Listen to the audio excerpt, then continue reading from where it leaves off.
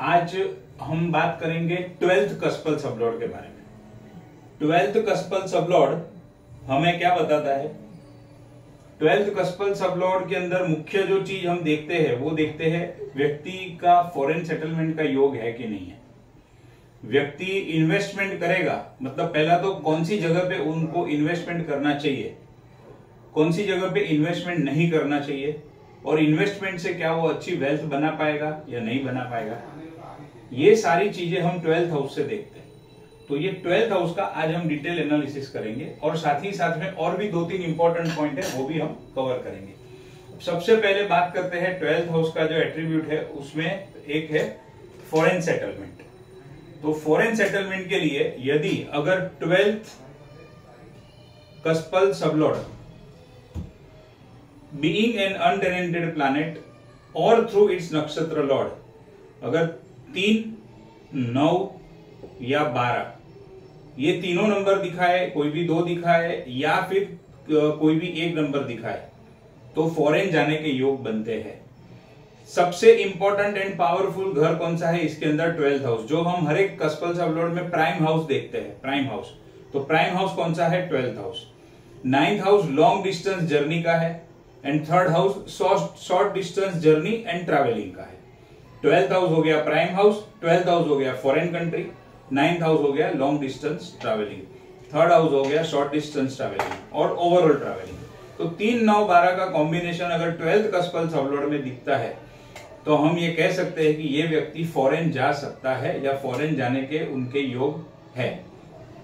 अब foreign settlement के लिए क्या देखना चाहिए उसके ऊपर, if there is Saturn, Mars, Rahu और केतु में से कोई भी प्लैनेट हो, अगर 4th हाउस के लग्न कुंडली में आता है या एस्पेक्ट करता है तो ये व्यक्ति को अपने जन्म स्थल के ऊपर प्रॉब्लम होगा। इसका मतलब क्या है? यदि 4th कस्पल सबलॉर्ड, अब 4th कस्पल सबलॉर्ड से मतलब 4th हाउस से हम माता को देखते हैं, मदर। दूसरा जो हम देखते हैं वो हम देखते हैं मातृभूमि, यानी कि बर्थ प्लेस। यदि कोई व्यक्ति की कुंडली के अंदर अगर 4th कस्पल सबलॉर्ड शनि, राहु, केतु या फिर मंगल में से कोई प्लैनेट बना हुआ है या फिर ये प्लैनेट 4th हाउस में बैठे हैं या 4th हाउस के ऊपर उनकी दृष्टि जा रही है, ऐसा कुछ भी योग बन रहा है, तो ऐसे व्यक्ति को अपने जन्म स्थल के ऊपर सुख मिलता नहीं है।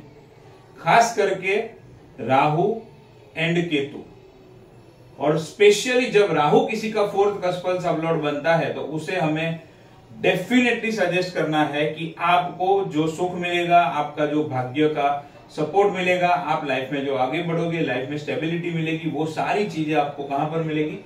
घर से दूर जाकर मिलेगी। क्योंकि 4th कस्पल सबलॉर्ड राहु है। राहु किस चीज का है? राहु फॉरेन कंट्री का है। तो जब किसी का 4th कस्पल सबलॉर्ड अगर राहु बनता है तो उसे हमें खास ये सजेस्ट करना है। लेकिन साथ ही साथ में हम देखेंगे कि राहु बना है, राहु किसके नक्षत्र में है, सबलॉर्ड कौन है, वो सारी चीजें हम देखेंगे। बट ये एक पहली हिंट हमें यहां से मिल जाएगी कि अगर 4th कस्पल सबलॉर्ड राहु है तो हमें ये एंगल से भी क्लाइंट को एडवाइस करना चाहिए। अगर 4th कस्पल सबलॉर्ड सैटर्न है, केतु है, मंगल है, तो जन्मस्थल के ऊपर दिक्कत आएगी, लेकिन जरूरी नहीं है कि वो फॉरेन कंट्री जाए ही आए। ऐसे केस में हम उनको एक चीज और सजेस्ट कर सकते हैं कि आप अपने कंट्री में रहो लेकिन घर से दूर चले जाओ, यानी कि जहां पर आपका जन्म हुआ था उससे दूर चले जाओ, तो वो भी एक उसका सॉल्यूशन है। लेकिन 4th हाउस की पूरी स्क्रिप्ट को स्टडी करने के बाद ही हम कह सकते हैं, जब ऐसा कोई इंडिकेशन आता है तो तुरंत हमें ये पॉइंट को ध्यान में रखना है, इसलिए मैंने आपको ये पॉइंट अभी बताया। तो ऐसे व्यक्तियों को अपने जन्म प्लेस के ऊपर ट्रबल होगा एंड ये व्यक्तियों को हैप्पीनेस यानी कि खुशी कहां पर मिलेगी? जब वो घर से दूर जाएंगे। अभी घर से दूर मतलब जरूरी नहीं है कि हर कोई फॉरेन कंट्री में ही जाए। अगर उसका बर्थ प्लेस मुंबई है तो ये व्यक्ति अगर चेन्नई चला जाए या ये व्यक्ति दिल्ली चला जाए, ऐसी कोई भी जगह पर जाना है जहां पर उसके जन्मस्थल के ऊपर जो एनवायरमेंट, जो कल्चर है उससे पूरा डिफरेंट कल्चर उसको वो स्टेट के अंदर मिलना चाहिए। ऐसी कोई जगह पर वो जाएगा तो वो क्या हो गया, घर से दूर हो गया, यानी कि जन्मस्थल से दूर हो गया। और ऐसे केस में ये लोगों को जन्मस्थल से दूर जाएंगे तो बहुत खुशी मिलती है, बहुत अच्छी उनकी लाइफ होती है और काफी सेटल हो जाते हैं। Rahu is the karaka of foreign country and foreign land.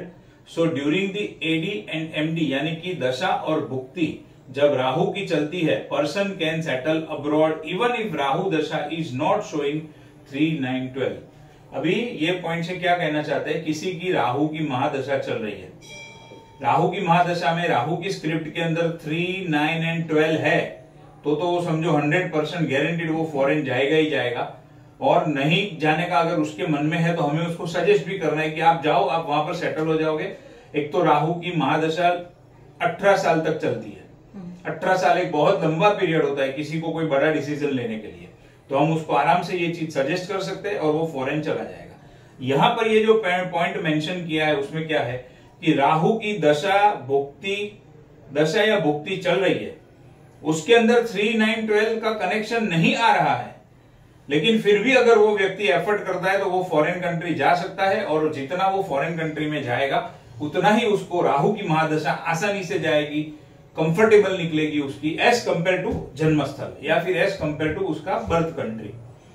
क्योंकि राहु फॉरेन कंट्री का कारक है, राहु फॉरेन लैंड का कारक है। राहु की दशा भुक्ति एक्टिव हो गई, अब भुक्ति तो क्या है 2-2.5 साल की रहती है, लेकिन दशा एक्टिव हुई तो वो तो राहु की दशा 18 साल तक रहती है। तो ऐसे में अगर वो फॉरेन चला जाता है तो उसके 18 साल जो यहां पर तकलीफ वाले जाएंगे उससे कई गुना अच्छा, कई गुना बेटर उसका फॉरेन कंट्री में जाएगा। हालांकि राहु की पूरी डिटेल में स्क्रिप्ट भी स्टडी करनी पड़ती है, उसके बाद में हम कोई नतीजे पर पहुंच सकते हैं, लेकिन सिर्फ अगर कारक तत्व के बेस के ऊपर मुझे कहना है तो राहु की दशा में ये चीज आपको देखने मिलेगी या हमें ये चीज क्लाइंट को सजेस्ट करनी है। उसी तरीके से मून जो है, moon is also the karaka of foreign travel, यानी किसी की चंद्र की महादशा, चंद्र की दशा चल रही है या चंद्र की भुक्ति चल रही है तो भी ये व्यक्ति फॉरेन ट्रैवल कर सकता है। फॉरेन सेटल होगा नहीं होगा वो अलग बात है, राहु में तो सेटल भी हो सकता है, बट यहां पर मून जो है वो ट्रैवलिंग का कारक है, फॉरेन ट्रैवल का भी कारक है। तो जब मून की दशा भुक्ति चलेगी उसमें वो व्यक्ति फॉरेन कंट्री जा सकता है, फॉरेन विजिट भी कर सकता है। Moon is the karaka of foreign travel as the person has to cross ocean to reach the foreign country. जब मून की दशा भुक्ति या अंतरा चलता है तो ऐसे केस के अंदर, खास करके मैं अगर अंतरा की बात करूं तो बहुत बार ऐसा होता है कि वो टाइम पे वो व्यक्ति जो है वो बीच के ऊपर घूमने फिरने का प्रोग्राम बनाता है, जैसे गोवा हो गया, केरला हो गया, वहां पर उसको जाने का मन करता है और वहां पर वो घूमने फिरने जाता है, क्योंकि मून जो है वो कारक है पानी का, ट्रैवल का। जब वो दशा भुक्ति अंतरा एक्टिव होती है तो उसके मन में ऐसे सब ख्याल आते हैं। जब किसी की अंतरा अगर जुपिटर की चल रही है तो वो टाइम पे वो कौन सा प्रोग्राम बनाएगा, कहां पर घूमने फिरने का बनाएगा, मंदिर में यात्रा करने के लिए, यात्रा प्रवास, वैसा सब प्रोग्राम वो बनाएगा। तो इस तरीके से हर एक कारक तत्व का अपना अपना इंपॉर्टेंस होता है। उसी तरीके से अगर राहु चल रहा है तो वो सोचेगा चलो फॉरेन कंट्री घूम के आते हैं। अंतरा में चल रहा है, अंतरा तो महीना, 2 महीना, 15-20 दिन की होती है डिपेंडिंग ऑन दशा, तो उसमें वो ऐसे ऐसे डिसीजन वो व्यक्ति लेता है। The 12th house is always not a foreign country. It also means change of environment and culture. Changes within the country, यानी कि जो मैंने अभी आपको बताया, मुंबई में है तो दिल्ली में चला गया, चेन्नई में चला गया, कोलकाता में चला गया, वहां पर मुंबई से पूरा अलग डिफरेंट कल्चर है, पूरा उधर से डिफरेंट, उधर एनवायरमेंट डिफरेंट है, तो वो क्या हो गया, घर से दूर हो गया, चेंज ऑफ एनवायरमेंट हो गया। तो जब 12th हाउस एक्टिव होता है और व्यक्ति ऐसा कोई डिसीजन लेता है तो भी 12th हाउस उसको परेशान कम करता है। Culture of Tamil Nadu is totally different from north India, यानी कि दिल्ली, और चेन्नई मैंने बोला वो तमिलनाडु साइड। तो जब 12th house, so the 12th house is a house of change of environment, environment different from home. It can be environmental change और it can be cultural change also. The 12th house is also a house of isolation. अगर वो व्यक्ति ऐसा कुछ decision नहीं लेता है और 12th हाउस पावरफुली एक्टिव है तो या तो व्यक्ति को हॉस्पिटल में भेजेगा या जेल में भेजेगा, या फिर व्यक्ति एकदम सबको अपने आप से, मतलब अपने आप को सबसे दूर करके एकांत में अकेले में चला जाएगा, आश्रम में चला जाएगा। ये सारी चीजें 12th हाउस की होती है। तो उसको खास ऐसा कोई डिसीजन लेगा अगर वो घर से दूर जाने का, चेंज ऑफ एनवायरमेंट में जाने का, तो उसको 12th हाउस परेशान करना कम कर देगा। If the 12th house is connected with 4 and 8, then the person will not be able to go to foreign countries. यही 12th का स्पल सब लॉर्ड फॉरेन जाने के लिए 3, 9, 12, 4 और 8, तो क्या हो गया, फॉरेन कंट्री नहीं जा पाएगा। क्यों नहीं जा पाएगा? 12th का स्पल सब लॉर्ड 4th को दिखाता है। 4th तो क्या है, मातृभूमि है, मदरलैंड है। तो 12th का स्पल सब लॉर्ड तो मना कर रहा है, भाई तू जमीन पे ही रहे, मतलब अपनी मातृभूमि के ऊपर ही रहे।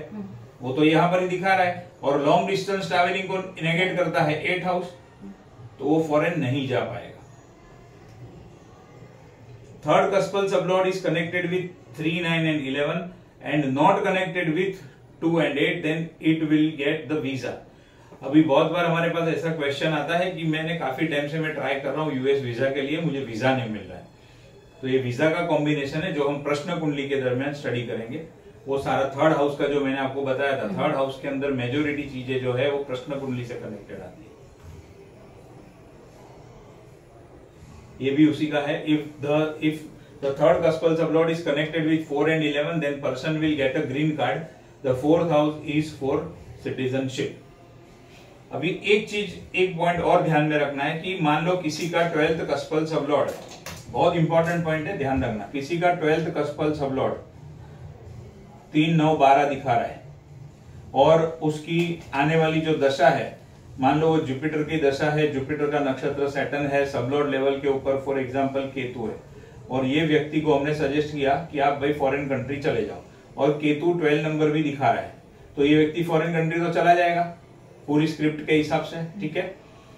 अब वो व्यक्ति के लिए वो फॉरेन कंट्री कब तक काम करेगा? मान लो मैं यहां पर हूं, अभी मैं इंडियन सिटीजन हूं, ये समझो मेरी ही कुंडली में एक्टिव हुआ, आपने मुझे सजेस्ट किया, मैं यूएस में तो चला गया, तो क्या हो गया, ये 12th हाउस का नेगेटिव इफेक्ट मेरे ऊपर कम हो जाएगा, क्योंकि मैं फॉरेन कंट्री में चला गया, लेकिन मैं सिटीजन कहां का हूं, इंडिया का, तो इसके लिए वो यूएसए मेरे लिए फॉरेन कंट्री कहा जाएगा। लेकिन जैसे ही मुझे वहां का वीजा, जैसे ही मुझे वहां का सिटीजनशिप मिल जाएगा, वहां का ग्रीन कार्ड मुझे मिल जाएगा, तो क्या होगा, मैं वहां का फॉरेन, मतलब मैं फॉरेनर नहीं कहलाऊंगा वहां के हिसाब से, फिर मैं वो कंट्री का नागरिक बन जाऊंगा, सिटीजन बन जाऊंगा, तो ये 12th हाउस मुझे प्रॉब्लम करना चालू कर देगा, क्योंकि अब तो मैं बोल रहे वो मेरे लिए फॉरेन कंट्री रही नहीं, मैं वहां का सिटीजन बन गया। तो खास ध्यान में रखना है, जब ऐसा कोई क्रिटिकल केस आता है जिसमें व्यक्ति 8 और 12 से बहुत ही परेशान है, और खास करके 12th हाउस से परेशान है, तो उसको कहना है फॉरेन कंट्री चले जाओ, लेकिन वहां की सिटीजनशिप लेनी नहीं है जब तक ये दशा खत्म नहीं होती है तब तक। अगर आप वहां के सिटीजन बन गए तो फिर वो 12th हाउस वापस आपको उतना ही प्रॉब्लम चालू कर देगा जितना वो यहाँ पे कर रहा है। अभी यहाँ पर प्रॉब्लम है, आप मेरे पास आए हो, मैंने स्क्रिप्ट देखी, आपको सजेस्ट किया कि आप फॉरेन चले जाओ, तो वहां पर जाओ, लेकिन आपको सिटीजनशिप वहां की लेनी नहीं है, अप्लाई भी नहीं करना है, कुछ नहीं करना है, वहां पर एज अ फॉरेनर आप रहो खाली, सिंपल। जब वो दशा पीरियड खत्म होगा फिर एक बार कंसल्टेशन और ले लेना, और वो टाइम पे मैं आपको गाइड करूंगा या गाइड करूंगी कि अब आगे क्या करना है। बट अगर उसने वहां गए सिटीजनशिप ले लिया तो सारा उधर जाने का मेहनत उसका जीरो, वही 12th हाउस उसको परेशान करना चालू कर देगा। अब कोई फॉरेन गया हुआ कंट्री होम कंट्री में वापस कब आएगा, फॉरेन जाता है फिर वापस कब आता है, तो जब भी भुक्ति एंड दशा, तो जब भी दशा एंड भुक्ति 2, 4, 11 के साथ कनेक्टेड होगा, 2, 4 एंड 11 के साथ कनेक्टेड होगा, ये वो टाइम पीरियड होगा जब व्यक्ति, फॉरेन गया हुआ व्यक्ति अपनी मदर कंट्री के अंदर वापस आएगा। अभी कोई एक व्यक्ति है फॉरेन गया है, ये कॉम्बिनेशन क्यों, अगर फॉरेन गया है, अकेला गया है, वापस आएगा तो फैमिली से मिलेगा, तो 2nd हाउस, 4th हाउस तो मातृभूमि का है, 11th हाउस इच्छा पूर्ति का है। तो अगर फॉरेन गया है, पहले तो फॉरेन जाने के लिए 3, 9, 12, अगर 12th का स्पल सबलॉर्ड 3, 9, 12 दिखाएगा तो फॉरेन जाएगा या जा सकता है। 12th का स्पल सबलॉर्ड 4 और 8 दिखाएगा, फॉरेन जा ही नहीं सकता है, जो कुछ उसको करना है वो कर ले, गलती से पहुंच गया तो इतना हैरान परेशान वहां पर होगा कि बात जाने दो। और तीसरे नंबर में गया हुआ व्यक्ति वापस कब आएगा फॉरेन से, तो उसके लिए जब भी दशा, उसमें फिर 12th का स्पल सबलॉर्ड देखने की जरूरत नहीं है, खाली दशा का टाइम पीरियड देखना है, क्योंकि स्टैटिक प्रॉमिस तो देख लिया, जाने का योग है, मैटर खत्म। जाने का योग है तो कब जाएगा वो दशा बताएगी, वो डायनामिक प्रॉमिस से पता चलेगा। तो जब भी 3, 9, 12 के प्लैनेट की दशा ऑपरेट होगी तो फॉरेन जाएगा, और जब ये 2, 4, 11 की दशा ऑपरेट होगी वापस आ जाएगा। बोलो, ये फॉरेन कंट्री के रिलेटेड कोई क्वेरी है, कुछ प्रॉब्लम है तो आप पूछो अभी ये टॉपिक के अंदर। क्लियर है? ठीक है। तो ये अभी तक हमने फॉरेन कंट्री के बारे में पढ़ा।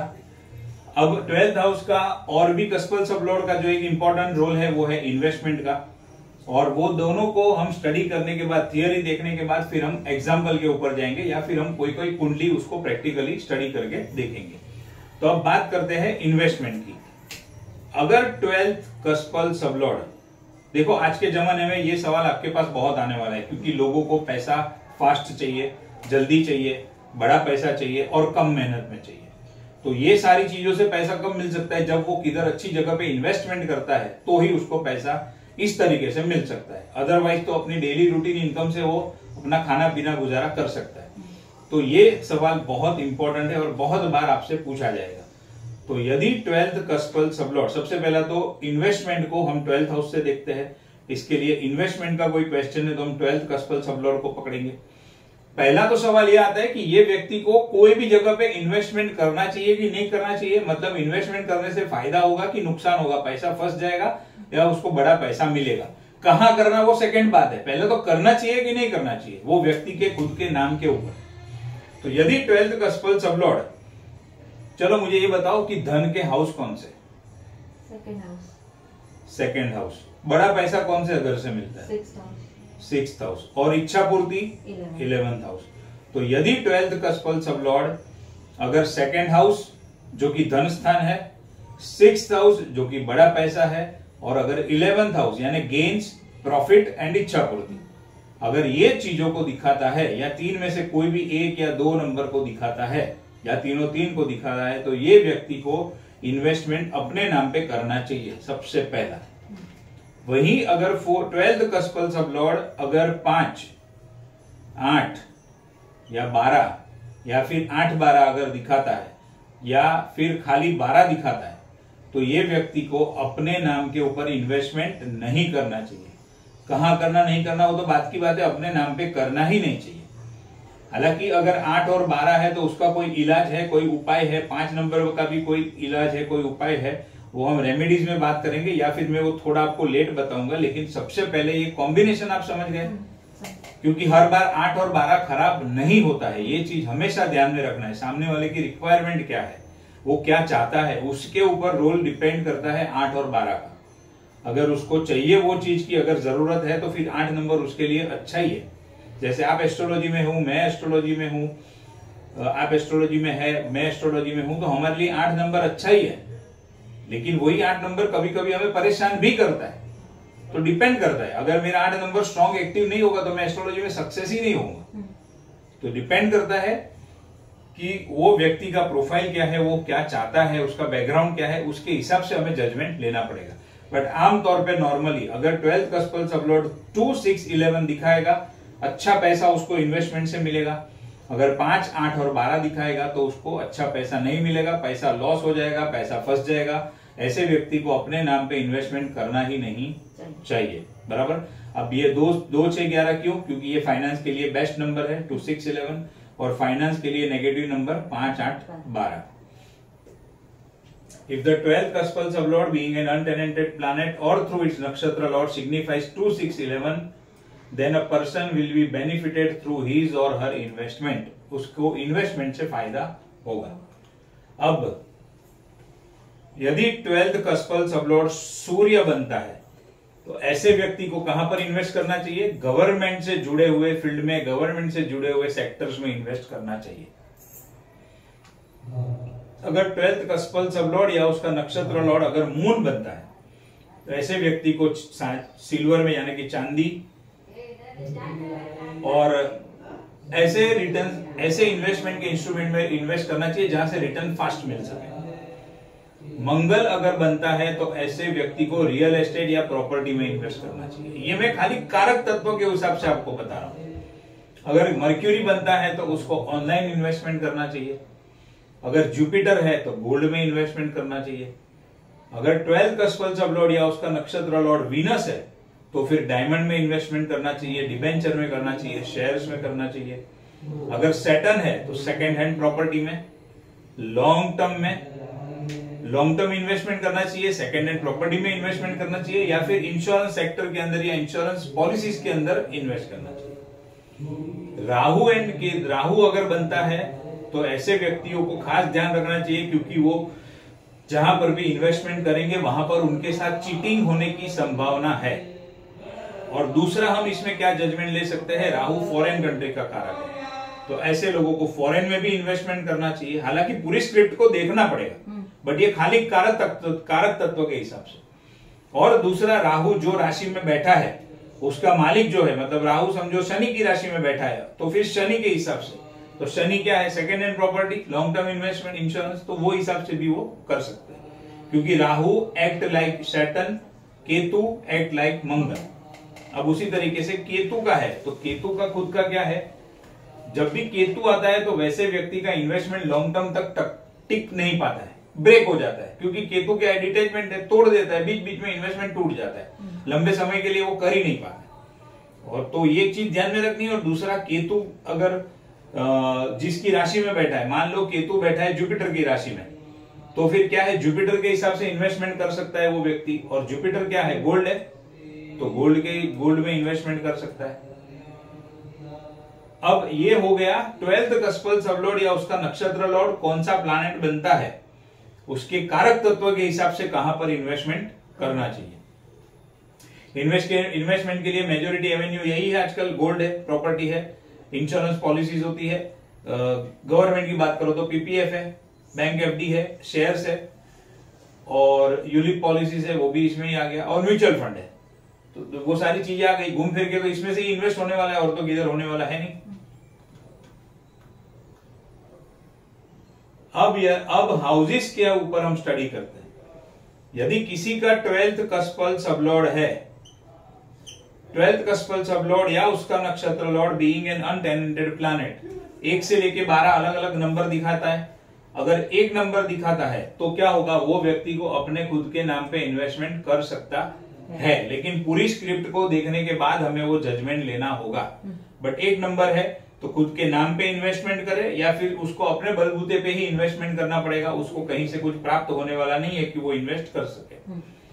दूसरा, अगर कस्पल सब लॉर्ड सेकेंड हाउस को दिखाता है तो क्या है, एफडी में इन्वेस्ट कर सकता है, क्योंकि सेकेंड हाउस बैंकिंग का है, बैंक में एफडी होती है, इसके लिए एफडी में इन्वेस्ट कर सकता है। थर्ड हाउस है तो बॉन्ड में इन्वेस्टमेंट कर सकता है। फोर्थ हाउस है तो property, fifth house share market, sixth house है तो फार्मा के शेयर्स में इन्वेस्टमेंट कर सकता है। क्यों, क्योंकि सिक्स्थ हाउस किस चीज का है, डिजीज का है, मेडिकल का है। हाँ। तो मेडिकल के रिलेटेड जो शेयर्स होते हैं, यानी कि फार्मा के शेयर्स में इन्वेस्टमेंट कर सकता है। सेवंथ हाउस है तो उसको खास सजेस्ट करना है कि वाइफ के नाम पे इन्वेस्टमेंट करो। अगर 8th हाउस है तो इन्वेस्टमेंट जितना वो करता है उसको छुपा रखना पड़ेगा, मतलब कि हिडन इन्वेस्टमेंट, कहां पर इन्वेस्ट किया है लोगों को बार बार बताना नहीं है, सब लोगों को इन्फॉर्म नहीं करना है। जहां पर इन्वेस्टमेंट किया है चुपचाप इन्वेस्ट करके बैठ जाओ, शांति रखो, किसी के सामने उसको ओपन नहीं करना है। दूसरा, अगर 8th हाउस दिखाता है तो investment to be done with in laws, यानी अपने ससुराल साइड वाले जो होते हैं उनके साथ मिलके कोई जगह पे इन्वेस्ट कर सकता है, या फिर वाइफ के नाम पे कर सकता है।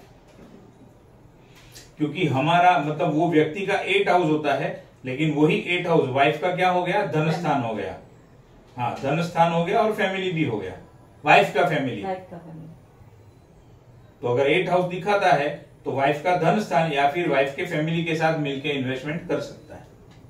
अगर 9th हाउस दिखाता है तो फादर के नाम पे इन्वेस्टमेंट करना उसके लिए बेटर रहेगा। 10th हाउस दिखाता है तो गवर्नमेंट बॉन्ड में। 11th हाउस दिखाता है तो कोई भी प्रकार का इन्वेस्टमेंट कर सकता है, क्योंकि इच्छा पूर्ति है, जो करेगा उधर उसको सक्सेस मिलेगा। एंड अगर 12th हाउस दिखाता है तो ये अच्छी बात है, इन्वेस्टमेंट के लिए अच्छा है, और उसको खास करके फॉरेन इन्वेस्टमेंट करना चाहिए। अब इसमें क्या है, फॉरेन कंट्री में इन्वेस्टमेंट करे तो भी ठीक है, फॉरेन कंपनी में करे तो भी चलेगा, भले वो कंपनी इंडिया में है, लेकिन अगर फॉरेन कंपनी है तो उसमें इन्वेस्टमेंट करेगा तो भी चलेगा, या डायरेक्ट फॉरेन में इन्वेस्ट कर सकता है वो करेगा तो भी चलेगा। तो हमने देखा कारक तत्व, हमने देखा हाउसेस के बारे में। अब if the 12th cuspal sublord shows 5, 8, 12 और अगर वही 5, 8, 12 की दशा भी ऑपरेट कर जाए तो ये व्यक्ति को इन्वेस्टमेंट में बहुत लॉस होगा, और ये व्यक्ति ने जिस किसी को भी पैसा उधारी पे दिया है या कहीं पर इन्वेस्ट किया है वो फंस जाएगा, पैसा वापस नहीं आएगा। जब हमारे पास कोई आता है तो हमें ये सारी चीजों को ऑब्जर्व करना होता है। मतलब हमने स्टैटिक प्रॉमिस देखा कि 12th कस्पल सबलॉर्ड उसका 5, 8, 12 दिखा रहा है, और हमने उनको पूछा कि भाई आपने कहीं पर कुछ इन्वेस्टमेंट किया है, वो बोलेगा भाई मैंने फॉर एग्जाम्पल किसी को 10 लाख रुपया दिया है, और हमने आगे दशाओं को देखा, दशा के अंदर 5, 8, 12 एक्टिव हो रहा है, मान लो 2 महीने के बाद, तो उनको इमीडिएटली क्या बोलना है, वो जो पैसा आपने दिया है सबसे पहला वो वापस निकाल लो। एक बार ये दशा का पीरियड चालू हो जाएगा तो पैसा आपका डूब जाएगा। और उनको हमें सजेस्ट करना है कि पहले तो आपके नाम पे इन्वेस्ट करो ही मत, और उनको पूछो कि पास्ट में ऐसा हुआ है कि आपने इन्वेस्ट किया और आपका पैसा डूब गया हो, फंस गया हो। अभी हर बार डूबता है या फंसता नहीं है, लेकिन क्या होता है उसने जो एक्सपेक्ट किया था वो रिटर्न्स नहीं मिलता है। उसने सोचा था कि मैं यहां पर इन्वेस्टमेंट करूंगा मुझे 10 लाख का फायदा होगा, पैसा डूबा नहीं, पैसा आ गया, लेकिन बेनिफिट कितना हुआ 1 लाख का। तो 5, 8, 12 ही हो गया, सोचा था 10 लाख का फायदा होगा, हुआ कितना 1 लाख का। तो वो ना के बराबर है, उसका पूरा प्लानिंग जो उसने किया था वो ना के बराबर हो गया। तो हर बार ऐसा नहीं है कि डूब जाता है, फंस जाता है, लेकिन उसको एक्सपेक्टेड रिटर्न्स नहीं मिलता है, एक्सपेक्टेड गेन्स नहीं होता है।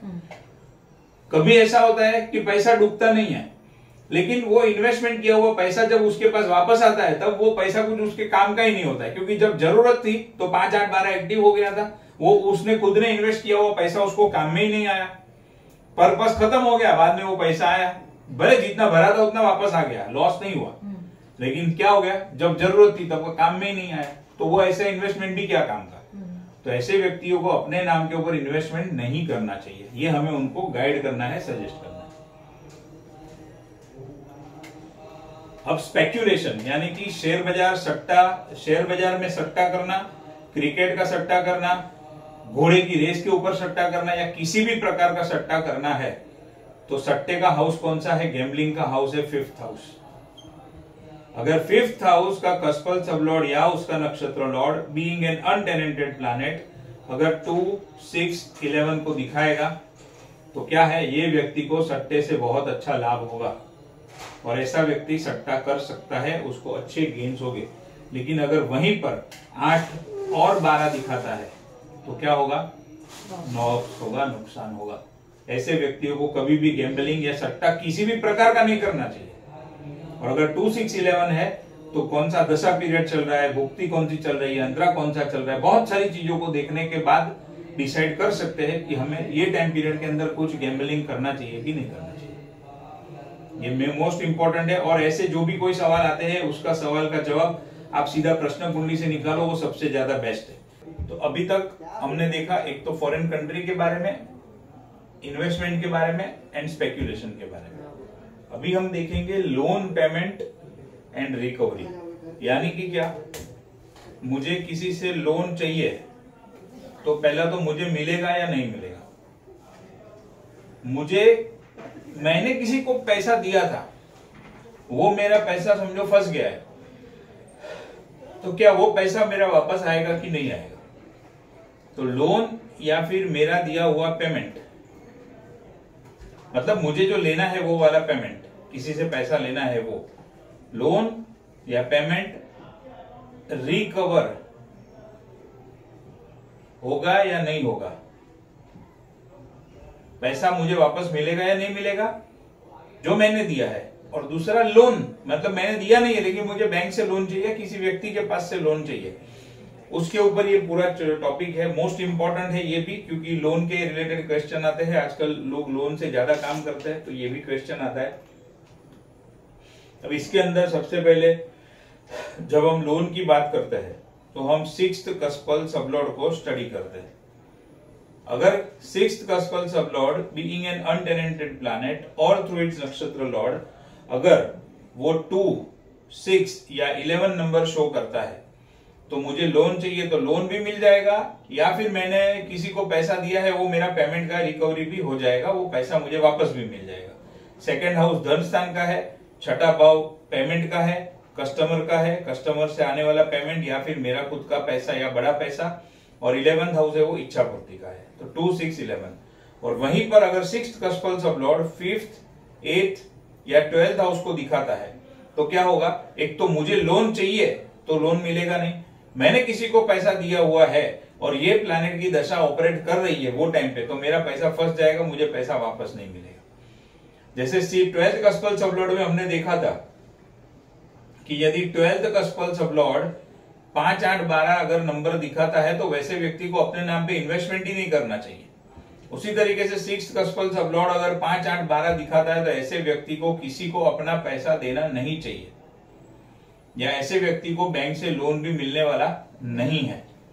और अगर 2, 6, 11 दिखाता है तो बैंक से लोन भी आसानी से मिल जाएगा, और खुद ने किसी को पैसा दिया है तो वो वापस भी आ जाएगा। ये 2, 6, 11 एंड 5, 8, 12 है पूरा।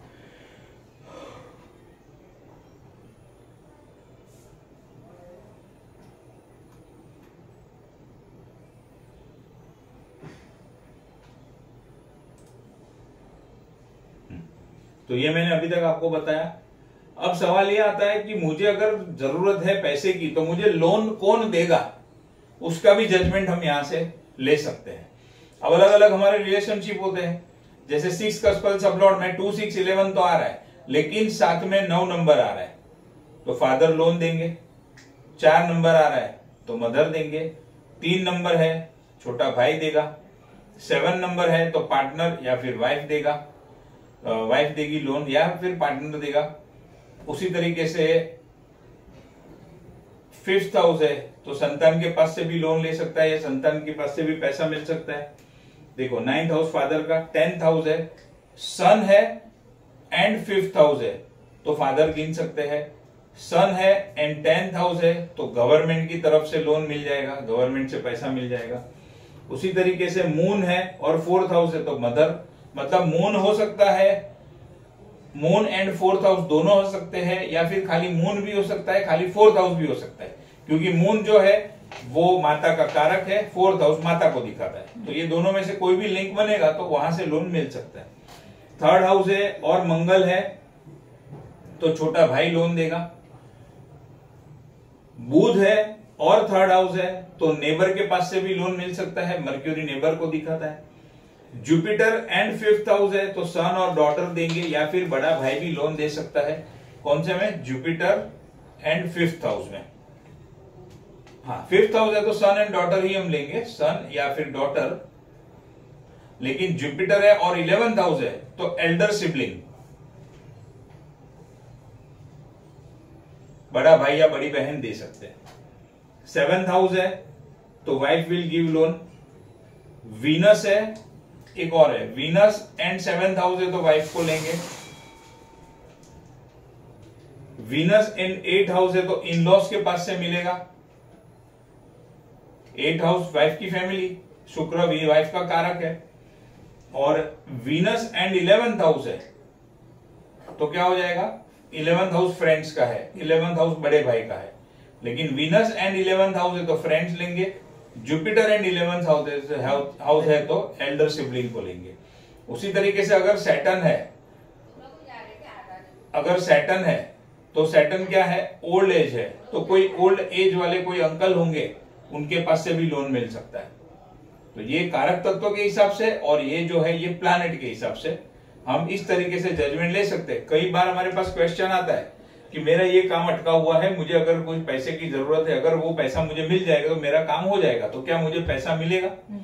तो हम वो प्रश्न कुंडली निकालते हैं और साथ में समझो 2, 6, 11 आया और उसी के साथ में ये जो भी मैंने आपको कॉम्बिनेशन बताए 3rd house, 4th house, 7th house, 9th house, उसमें से कोई आया, उसका कारक आया तो हम उसको क्या गाइड कर सकते हैं? लोन तो मिल जाएगा। आप इधर उधर ट्राई करने के बदले यहाँ पर 9th हाउस आ रहा है, सूर्य भी आ रहा है, तो आप एक काम करो, आपके फादर को पकड़ो, फादर से बातचीत करो, फादर को थोड़ा समझाओगे तो फादर लोन दे देंगे। तो काम कितना आसान हो गया कि कहां पर जाओ तो मिल जाएगा, सीधा पता चल जाता है। अब उसी तरीके से अगर 2nd हाउस है अगर सेकेंड हाउस है तो बैंक से ही लोन लेना है, क्योंकि सेकेंड हाउस बैंकिंग का है। तो मैंने किसी को पैसा दिया है, वो मुझे वापस मिलेगा नहीं मिलेगा, और मिलेगा तो कब मिलेगा, किस तरीके से मिलेगा। अब जब हम पैसे को रिकवर करने की बात करते हैं तो भी हमें स्टडी करना है सिक्स्थ कस्पल सबलॉर्ड को। अगर सिक्स्थ कस्पल सबलॉर्ड के अंदर मतलब सिक्स्थ कस्पल सबलॉर्ड या उसका नक्षत्र लॉर्ड अगर सूर्य बनता है तो क्या होगा, loan will be received in big amount through government. मतलब गवर्नमेंट को अगर पैसा दिया हुआ है तो वहां से एक बड़ा अमाउंट आपको वापस मिल जाएगा। ही और she will get money back in big amount, एक साथ में बड़ा पैसा वापस मिल जाएगा गवर्नमेंट की तरफ से, अगर गवर्नमेंट से लेने का निकल रहा है तो। और ये प्रश्न का आंसर भी हमें किस दे देगा, कौन सी कुंडली से देना है, देखिए यूज प्रश्न कुंडली टू चेक दिस। ये सवाल का जवाब भी हमें प्रश्न कुंडली से देना है। वहीं पर सूर्य है, फादर का भी कारक है, तो अगर फादर को दिया है और फादर से वापस लेना है ऐसा कुछ है तो फादर की तरफ से भी मिल जाएगा, क्योंकि सूर्य फादर का कारक है। उसी तरीके से अगर सिक्स्थ कस्पल सबलॉर्ड मून है या नक्षत्र लॉर्ड मून है तो क्या होगा, person will receive loan quickly. खुद को लोन चाहिए तो भी फास्ट मिल जाएगा, किसी को पैसा दिया हुआ है वो रिकवर करना है तो भी उसको फास्ट मिल जाएगा, क्योंकि मून स्पीड को दिखाता है, फास्ट होता है। जब भी प्रश्न कुंडली में मैंने कल भी आपको समझाया था, मून का कनेक्शन आता है तो वो काम आपका फास्ट हो जाता है। तो यहां पर भी अगर मून का कनेक्शन आता है तो वो काम आपका फास्ट हो जाएगा। Person can also get a loan from mother, mummy के पास से पैसा मिल जाएगा। लैंड या फिर एजुकेशन इंस्टीट्यूट से भी पैसा मिल सकता है। और पैसा अगर किसी को दिया है उसके पास से निकालना है, एक होता है कि लोन लेना है, लेकिन किसी को दिया है वो वापस लेना है, रिकवर करना है, तो क्या है, person will get money back through प्यार मोहब्बत। मतलब लड़ाई झगड़ा किए बिना, प्रेम से समझाने से, बातचीत करने से पैसा वापस मिल जाएगा। अब आता है मंगल, तो कैसा होगा, मंगल आता है और वो व्यक्ति को अगर लोन चाहिए तो अचानक उसको लोन मिल जाएगा, पहली तो बात, सडनली मिलेगा। दूसरा, to get money back he has to use dirty tricks और may have to fight for money. Mangal लड़ाई झगड़े का कारक है, प्रश्न कुंडली किया, सिक्स कस्पल सबलॉर्ड, मंगल आता है, 2 6 11 है लेकिन मंगल है, तो हमें उनको क्या सजेस्ट करना है, भाई बैंक वाले से झगड़ा करना पड़ेगा तभी पैसा मिलेगा, मतलब लोन मिलेगा तभी वो लोन पास करेगा, प्यार मोहब्बत से काम होने वाला नहीं है। और अगर किसी को पैसा दिया है वो फंस गया है, वो नहीं दे रहा है, तो भी इधर क्या करना पड़ेगा, लड़ाई झगड़ा करना पड़ेगा, तब भी जाके पैसा मिलेगा, बाकी पैसा आपका वापस भी नहीं मिलने वाला है। और मंगल जो है वो लड़ाई झगड़े का कारक है, इसी तरीके से लड़ाई झगड़ा भी हो सकता है या फिर कोर्ट केस भी करना पड़ सकता है पैसा रिकवर करने के लिए। अगर वहीं पर उसी तरीके से अगर मर्क्यूरी है तो क्या होगा, अगर लोन चाहिए और अगर मर्क्यूरी आ रहा है सिक्स कस्पल सबलॉर्ड, तो लोन क्या है, टुकड़ों टुकड़ों में मिलेगा, लोन इन इंस्टॉलमेंट। बैंक वाला एक साथ में 50 लाख का लोन नहीं देगा, 10 लाख का देगा, दूसरा 10 लाख का देगा, 5 लाख का देगा, 20 लाख का देगा, ऐसा करके वो 50 पूरा करेगा, मिल जाएगा, क्योंकि मर्क्यूरी है और 2 है, 2 6 एंड 11 है, तो मिल तो जाएगा, लेकिन इस तरीके से मिलेगा। दूसरा, मर्क्यूरी जो है कल मैंने आपको बताया था ड्यूअलिटी का कारक है, तो ऐसे व्यक्ति को हमें क्या सजेस्ट करना पड़ेगा कि एक तो आपको लोन टुकड़े में मिलेगा, दूसरी बात कि आप 3-4 जगह पे अप्लाई करो, क्योंकि मर्क्यूरी क्या है, ड्यूअल है, एक से ज्यादा, तो आपको एक बैंक से जितना चाहिए उतना नहीं मिलने वाला है, आपको 2-3 बैंकों का क्लब करके फिर आपका टारगेट पूरा होगा। तो उसको क्या करना पड़ेगा, he will have to apply in more than one bank for loan. He or she will receive money back in one or more than one installment or series of installment and will get loan through a mediator or an agent or online. Mercury है तो direct उसको bank में approach करने से पहले क्या बोलना है, किसी एजेंट के थ्रू या फिर आप ऑनलाइन अप्लाई करो, क्योंकि मरकरी है तो वो हिसाब से आपका काम फास्ट होगा। अगर डायरेक्ट बैंक में जाओगे तो आपका काम उतना फास्ट नहीं होगा, रुक भी सकता है। और साथ में देखना पड़ेगा मरकरी के साथ में 2 6 11 है या फिर 5 8 12 है। उसी तरीके से पैसा मैंने दिया है वो मुझे रिकवर करना है, तो भी क्या है, एजेंट है और ऑनलाइन है। अभी ऑनलाइन का तो उसमें ज्यादा रोल नहीं आएगा, लेकिन मैंने किसी को दिया है उससे पैसा निकालना है, पैसा नहीं हो रहा है, वो सीधी तरीके से नहीं दे रहा है और मर्क्यूरी आ रहा है, तो क्या है, किसी लोन रिकवरी एजेंट को मुझे अपॉइंट करना पड़ेगा कि भाई मैंने इसको दिया है, नहीं दे रहा है, आप बीच में आओ, बीच में सेटलमेंट करवा के मुझे मेरा पैसा वापस दिलाओ। अगर सिक्स्थ कस्पल सबलॉर्ड जुपिटर बनता है तो क्या होगा, ही और she will get a loan in one go, एक ही बार में बड़ा पैसा मिल जाएगा, क्योंकि जुपिटर क्या है, बड़ा है, तो बड़ा पैसा एक साथ में मिल जाएगा। ही और she will recover money easily, और अगर रिकवरी करनी है तो भी वो आसानी से हो जाएगा। जुपिटर बेनिफिक प्लैनेट भी है, जुपिटर बड़ा भी है, जुपिटर धर्म का कारक है, मतलब लड़ाई झगड़े बिना सुख शांति से प्रेम से बड़ा पैसा एक साथ में मिल जाएगा। उसी तरीके से अगर वीनस आता है सिक्स्थ कस्पल सबलॉर्ड, तो वीनस भी बेनिफिक प्लैनेट है, तो क्या है, लोन इजीली मिल जाएगा, आसानी से काम हो जाएगा, प्यार मोहब्बत से पैसा वापस भी मिल जाएगा, या फिर प्राइवेट फाइनेंस के थ्रू वो बैंक का मतलब वो लोन ले सकता है। ये इंपॉर्टेंट है वीनस में। बहुत बार क्लाइंट पूछते हैं मैं गवर्नमेंट लोन में, गवर्नमेंट बैंक में लोन के लिए अप्लाई करूं, प्राइवेट बैंक में करूं या फिर प्राइवेट फाइनेंशियल इंस्टीट्यूशन में करूं। तो सूर्य आया तो गवर्नमेंट में करो, शुक्र आया तो प्राइवेट इंस्टीट्यूशन के अंदर करो, और साथ में नंबर्स भी देखना पड़ेगा। जुपिटर आया तो प्राइवेट बैंक में भी कर सकते हैं। उस तरीके से हमें उसको अगर पर्टिकुलर डिटेल में जाना है तो हम उनको बता सकते हैं। If sixth cuspal sublord is Saturn और नक्षत्र लॉर्ड इज सैटर्न, सैटर्न है सबसे पहले तो डीले का कारक है, तो एक तो लोन अगर चाहिए तो लोन जल्दी मिलेगा नहीं, डीले होके मिलेगा। पैसा किसी को दिया है और वो रिकवर करना है तो भी वो एक साथ में आने वाला नहीं है, वो धीरे धीरे करके आएगा और बहुत डिले, बहुत लंबा करके आएगा। दूसरा, एक्सपेक्टेड लोन अमाउंट भी नहीं मिलेगा। He will not get the expected loan amount and will have to put a lot of efforts to get the loan. Shani hard work का कारक है, शनि मेहनत का कारक है, लोन के लिए भाग दौड़ मेहनत भी बहुत करना पड़ेगा तब जाके मिलेगा। He will get a loan with lot of delay. He or she will have to take lots of efforts in getting money back. Same चीज, पैसा किसी से निकालना है तो भी ये सारी चीजें होगी।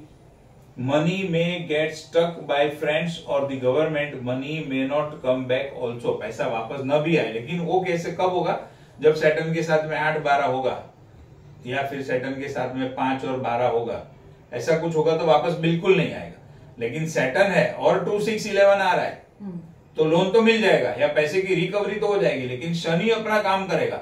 जो डीले का उसका काम है, जो रुला रुला के देने का काम है, जो मेहनत करवाने का काम है, वो तो करवाएगा ही करवाएगा। उसी तरीके से अगर राहु या केतु होता है तो सबसे पहला तो क्या है, अगर सिक्स्थ कस्पल सबलॉर्ड राहु बनता है तो ऐसे लोगों को संभालना पड़ेगा कि जहां से भी लोन ले बहुत सोच समझ के ले, पेपर वर्क प्रॉपर करे, क्योंकि वो लोन लेने में भी उनके साथ चीटिंग हो सकती है। मतलब बोला था for example rate of interest 8.50, जब लोन लिया पेपर घर पे आया तो पता चला 8.60, 8.75 पे लोन पास करके दे दिया बैंक वालों ने। या फिर कोई टर्म्स कंडीशन ऐसी बताई थी लोन लेने से पहले और जब पेपर पढ़ा तो उसमें कुछ अलग ही टर्म्स एंड कंडीशन लिखा है, तो वो चीटिंग होने का बहुत बड़ा पॉसिबिलिटी होता है राहु के केस में। Person will have to give a false reason for money recovery, he might have to sign fake documents. देखो राहु है, इलीगल है, राहु चीटर है। अभी सिक्स्थ कस्पल सबलॉर्ड राहु ही आया और 2, 6, 11 भी आया तो क्या हो जाएगा, पैसा तो मिलेगा लोन का, लेकिन कुछ घपला करना पड़ेगा। राहु चीटर है, राहु इलीगल है, कोई इलीगल तरीका यूज करना पड़ेगा, कोई झोल झपाट वाला पेपर सबमिट करना पड़ेगा, फेक पेपर सबमिट करना पड़ेगा, तब जाके लोन मिलेगा। सीधा सीधा नहीं मिलेगा उसको, राहु आ गया है। और अगर ऐसा कुछ भी नहीं किया तो खुद के साथ भी चीटिंग हो सकता है।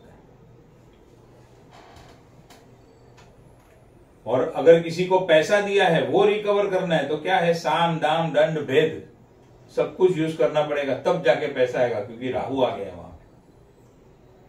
उसी तरीके से केतु का कैसा है, केतु है और 2, 6, 11 है तो सेम लोन तो मिल जाएगा, लेकिन टुकड़ों टुकड़ों में मिलेगा, एक साथ में पैसा नहीं मिलेगा लोन का। और किसी को दिया है और वो रिकवर करना है, वापस लेना है, और केतु आ गया, 2, 6, 11 आया तो भी वो पैसा रिकवर भी टुकड़ों में होगा। आपने देते समय 50 लाख दे दिया था किसी को एक साथ में, लेकिन वो 1 लाख, 2 लाख, 5 लाख, 7 लाख करके धीरे धीरे धीरे धीरे देगा, लेकिन 2, 6, 11 है तो देगा। केतु आया और 5, 8, 12 आया तो एक तो जो थोड़ा बहुत आएगा वो टुकड़ों में आएगा, और मैक्सिमम केस में तो पैसा फंस जाएगा, डूब जाएगा, आएगा ही नहीं। अब लोन का सोर्स यानी पैसा किस तरीके से मुझे मिल सकता है। अगर सिक्स्थ कस्पल सबलॉर्ड में 4th हाउस आता है तो क्या है, प्रॉपर्टी, खुद का घर, उसको मॉर्गेज करके आप लोन ले सकते हो। सेकेंड हाउस आता है तो गोल्ड या ज्वेलरी को मॉर्गेज करके आप लोन ले सकते हो। 6th हाउस आता है तो the place where you are doing your job, आप जहां पर जॉब करते हो वहां से आपको लोन मिल सकता है। ये क्या हो गया, किस तरीके से मिलेगा। कभी पूछता है कहां से मिलेगा मुझे लोन, तो उसके लिए ये चीज है। और 8th हाउस आता है तो क्या है, इंश्योरेंस पॉलिसी के थ्रू या फिर ससुराल वालों के पास से लोन मिल सकता है, इन लॉस है 8th हाउस। लिटिगेशन,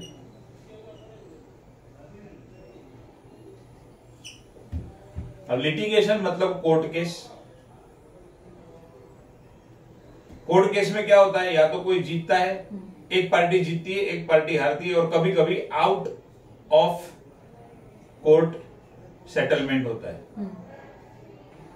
बराबर है। जब भी एक चीज याद रखना हमेशा, जब भी जीतने की और हारने की बात आती है तो क्या होता है, दोनों के बीच में कंपटीशन होता है। और कंपटीशन हम किस हाउस से देखते हैं, 6th हाउस से। लड़ाई झगड़ा होता है तो क्या होता है, एक पार्टी जीतती है, एक पार्टी हारती है। हस्बैंड वाइफ की लड़ाई झगड़ा होता है, मेजोरिटी वाइफ जीतती है।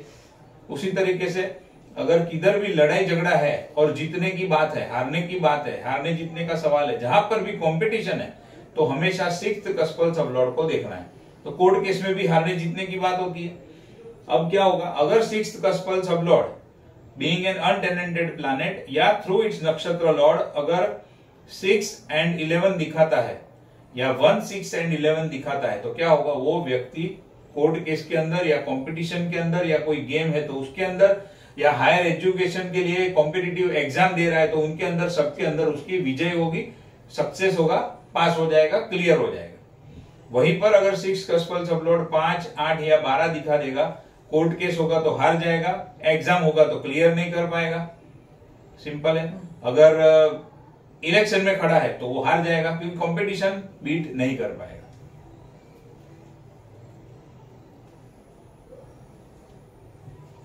We must check 6 cuspal sublord हारने जीतने के लिए। और लिटिगेशन यानी अगर कोर्ट केस की पर्टिकुलर बात करें तो उसका कारक कौन है, मंगल है। If 6 cuspal sublord being an untenanted planet और through its nakshatra lord signifies 6 at 12 or if it is connected with Mars or it is placed in 6th house, then a person have to face litigation problem in his life. अब 6th, कभी कभी कोई पूछता है कि क्या मेरे ऊपर कोई कोर्ट केस होने की पॉसिबिलिटी है क्या, ऐसा क्लाइंट पूछता है। तो स्टैटिक प्रॉमिस देखने के लिए क्या करना पड़ेगा, 6 कस्पल सबलॉर्ड लेना पड़ेगा। अगर 6 कस्पल सबलॉर्ड की स्क्रिप्ट के अंदर 6th हाउस, 8th हाउस या 12th हाउस आया तो ऐसे व्यक्ति के ऊपर कोर्ट केस होने की संभावना होती है। क्यों, क्योंकि 6th हाउस तो कोर्ट केस का है ही है, कचहरी का है ही है। 8th हाउस प्रॉब्लम का है, 12th हाउस जेल का है, या फिर 12th हाउस खर्चे का भी है। कोर्ट केस में क्या होता है, खर्चा होता है। तो 6, 8, 12 या 8, 12 6 कस्पल सबलॉर्ड की स्क्रिप्ट में आएगा, तीनों में से तीनों या तो कोई भी एक या दो नंबर, तो क्या होगा, उसको कोर्ट केस अपने लाइफ में कभी ना कभी फेस करना पड़ेगा। और वो कब फेस करना पड़ेगा, जब ऐसे प्लैनेट की दशा, भुक्ति या अंतर एक्टिव होगा जो 6, 8 और 12 लेकर बैठा हो।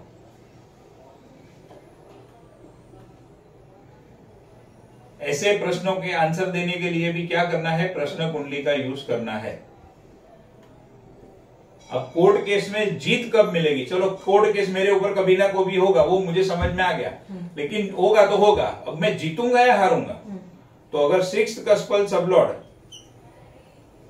बीइंग एन अनटेनेंटेड प्लैनेट और थ्रू इट्स नक्षत्र लॉर्ड, अगर 6 कस्पल सबलॉर्ड 6th हाउस दिखाएगा तो विक्ट्री का है, 10th हाउस दिखाएगा विक्ट्री होती है। तो फिर क्या होता है, मैं कोर्ट केस अगर जीत गया तो मेरा नेम फेम बढ़ता है, मुझे सक्सेस मिलता है, मेरा स्टेटस बढ़ता है, डिपेंडिंग कौन सा केस है उसके हिसाब से।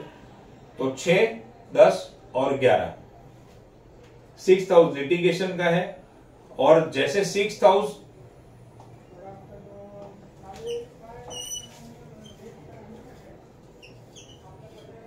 ये 6th हाउस की हम बात कर रहे हैं, मेरे लिए 6th हाउस है लेकिन सामने वाले व्यक्ति का 12th हाउस है,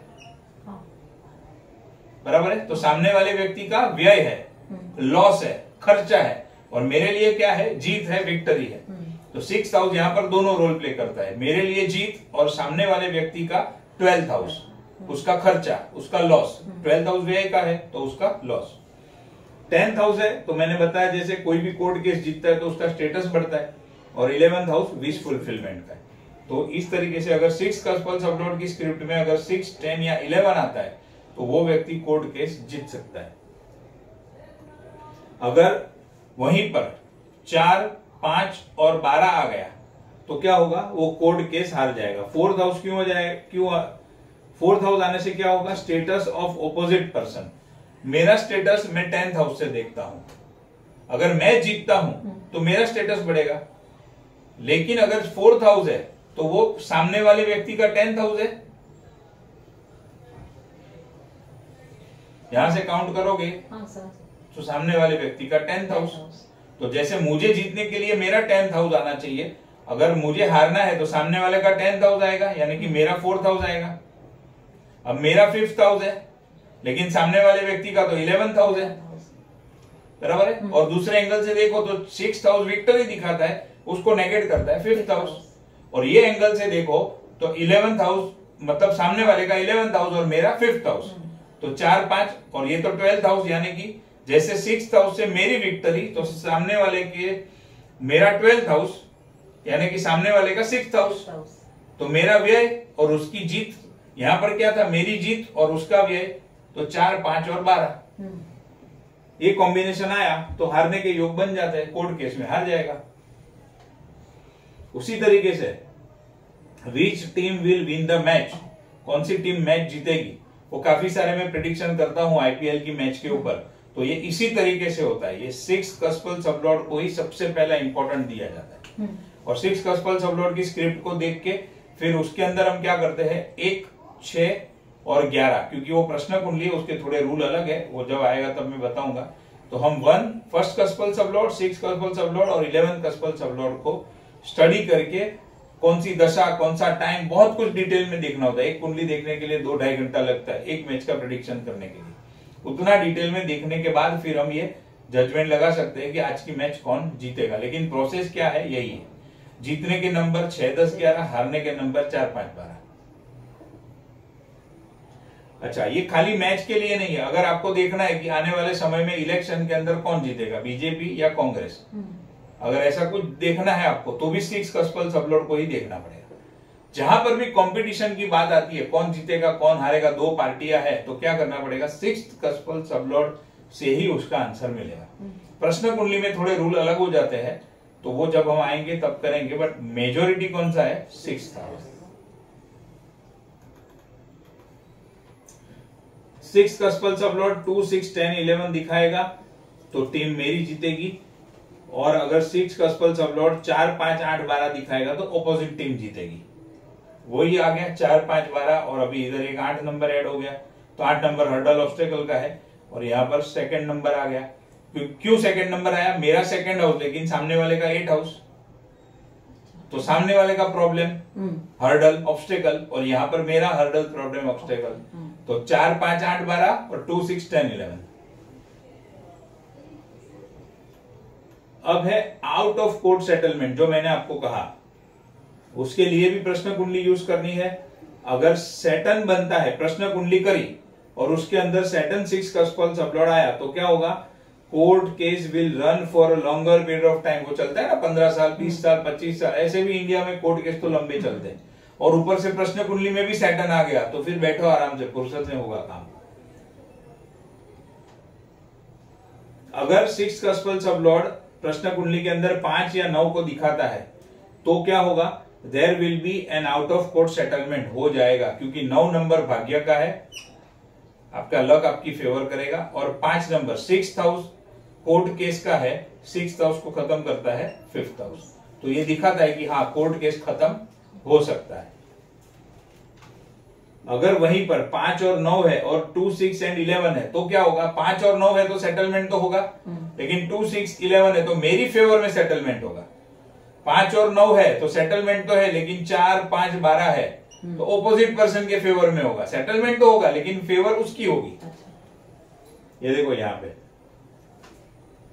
देन अ पर्सन, देखो 5 और 9 है लेकिन साथ में 2, 6, 11 भी है, तो क्या है, person will receive money after the out of court settlement, यानी कि मेरी फेवर में, मतलब पैसा मुझे मिलेगा, सेटलमेंट हो जाएगा, कोर्ट केस खत्म हो जाएगा। मान लो डिस्प्यूट है 1 करोड़ रुपए का, केस चल रहा है, फिर अभी हमने डिसाइड किया कि हमको ये case out of court settle करना है। अगर मैंने प्रश्न कुंडली की और उसमें 5, 9 के साथ में 4, 5 और 12 आ गया, या 4, 8, 5, 12 हो गया, तो क्या होगा, सेटलमेंट तो हो जाएगा लेकिन मुझे पैसे चुकाने पड़ेंगे, मुझे मिलेंगे नहीं। लेकिन वहीं पर अगर 5, 9 है तो सेटलमेंट है, लेकिन साथ में 2, 6, 10, 11 है, तो सेटलमेंट तो हो जाएगा लेकिन पैसे मुझे मिलेंगे, मेरी फेवर में सेटलमेंट होगा। ये इससे हम पता लगा सकते हैं। अब 6 कस्पल सबलॉट से हमें यह भी पता चलता है कि केस, मेरे ऊपर केस होगा तो होगा, लेकिन कौन सी मैटर के लिए होगा वो भी हम पता लगा सकते हैं। अगर 6 कस्पल सबलॉट मरकरी होता है और साथ में 6, 8, 12 दिखाता है, तो person will have to face a court case because of cheque bouncing और चेक डिसऑनरिंग और डॉक्यूमेंटेशन, क्योंकि मरकरी डॉक्यूमेंट का कारक है। अगर 6 कस्पल सबलॉट मरकरी बना और ये कॉम्बिनेशन आया, तो या तो चेक बाउंसिंग के लिए केस हो सकता है या गलत डॉक्यूमेंट के लिए केस हो सकता है। अगर मंगल बनता है तो क्या होगा, कोर्ट केस किसके लिए होगा, प्रॉपर्टी की मैटर में होगा। अगर वहां पर राहु है तो क्या होगा, चीटिंग या फिर फ्रॉड या फिर कोई गलत इल्जाम लग जाएगा और उसकी वजह से कोर्ट केस होगा। अगर वहां पर वीनस है तो क्या होगा, सेक्सुअल हैरेसमेंट का केस होगा, या कई बार वाइफ भी केस ठोक देती है। सैटर्न है तो क्या होगा, एक तो प्रॉपर्टी के रिलेटेड केस हो सकता है, या फिर वर्क प्लेस या ऑफिस में कोई प्रॉब्लम होगा जिसकी वजह से कोर्ट केस हो सकता है, क्योंकि सैटर्न कर्म का कारक है। तो कर्म कहाँ होगा, या तो जॉब में होगा या ऑफिस में होगा, तो उसके रिलेटेड कोर्ट केस हो सकता है। शुक्र है तो वाइफ कर सकती है या कोई फीमेल केस कर सकती है। और इधर क्या लिखा है, हाँ, सेक्सुअल हैरेसमेंट का केस हो सकता है।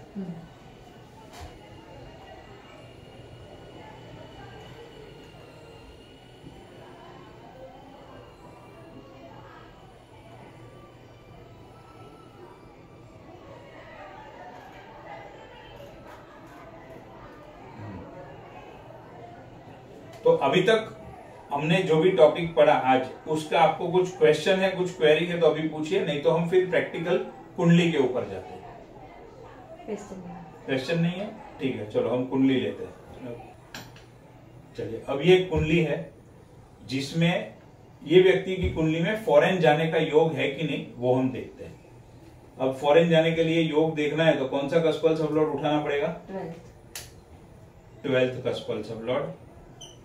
अब देख के बताइए 12th कस्पल सबलॉट कौन है इसका, मून। मून टेनेंटेड की अनटेनेंटेड,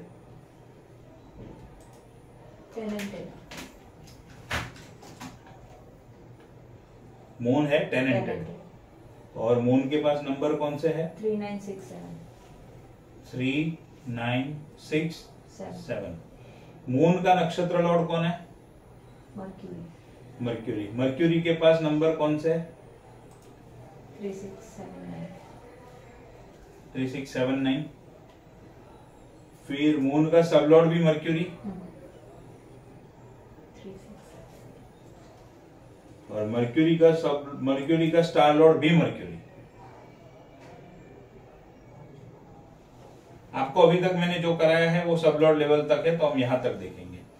अब किसी का एस्पेक्ट और कंजंक्शन है वो चेक करते हैं। मर्क्यूरी नक्षत्र लेवल पे है तो मंगल का है, उसके ऊपर स्क्वायर है यानी नेगेटिव एस्पेक्ट है। तो मंगल कौन सा घर दिखाता है, देखो अभी मर्क्यूरी के ऊपर मंगल का एस्पेक्ट है। मंगल के पास नंबर कौन से है, 10, 6, 1, 3, 12, 411, बराबर है। अब इसमें से कौन सा स्ट्रॉन्ग और कौन सा वीक, जरा वो भी चेक कर लेते हैं। मून की बात करें तो डी तो खाली है तो सब आ जाएगा, डी में कोई नहीं है। मर्क्यूरी की बात करें अगर तो उसमें भी लास्ट में खाली है और कोई नहीं है। और अगर मंगल की बात करें तो 4 और 11 भी खाली है, 4 में सूर्य बैठा है, 11 खाली है, तो 4 को निकाल देता हूं। अब देखो हमारा रूल जो सिस्टम हमने अभी समझा क्या है, if 12th cuspal sublord being an untenanted planet, लेकिन यहाँ पर चंद्र तो टेनेंटेड है तो चंद्र को छोड़ देते, बीइंग एन अनटेनेंटेड प्लैनेट और थ्रू इट्स नक्षत्र लॉर्ड, अगर 3, 9 या 12 दिखाएगा तो ये व्यक्ति फॉरेन कभी ना कभी जा सकता है, विदेश जाने का प्रॉमिस है। 3 नंबर आ रहा है, 9 नंबर आ रहा है, 12 नंबर आ रहा है, 11 नंबर आ रहा है, तो क्या हो गया, जा सकता है फॉरेन। और सबलॉर्ड क्या बोलता है, 9 नंबर दिखा रहा है, हाँ, और यहाँ पर देखो मरकरी अनटेनेंटेड है सबलॉर्ड लेवल पे, तो वापस वही चीज आ गई, मरकरी प्लस मंगल, तो सबलॉर्ड लेवल पे भी 3 और 9 है, और अगर मंगल को जोड़ दूं तो भी 12 नंबर मिल जाता है, तो क्या हो गया, ये व्यक्ति की कुंडली में फॉरेन जाने का योग है, एकदम परफेक्ट हो गया। ये कुंडली कौन से व्यक्ति की है पता है, मेहुल चौकसी, नीरव मोदी, और उनके मामा मेहुल चौकसी जो बहुत बड़ा कौभांड करके भाग गए, तो उसमें से ये मेहुल चौकसी की कुंडली है। जो डिटेल मुझे अवेलेबल थी इंटरनेट पे वो निकाल के मैंने उसको स्टडी किया है, लेकिन है फॉरेन, अभी भी गए फॉरेन में ही है, तो सामने सामने प्रूफ हो जाता है कि फॉरेन जाने का योग है कुंडली में। स्टैटिक प्रॉमिस लेकर आया है, अभी डायनामिक प्रॉमिस की कब जाएगा तो वो दशा के ऊपर आधार है कब जाएगा, लेकिन जा तो सकता है। क्लियर हो गया यहाँ से मैटर।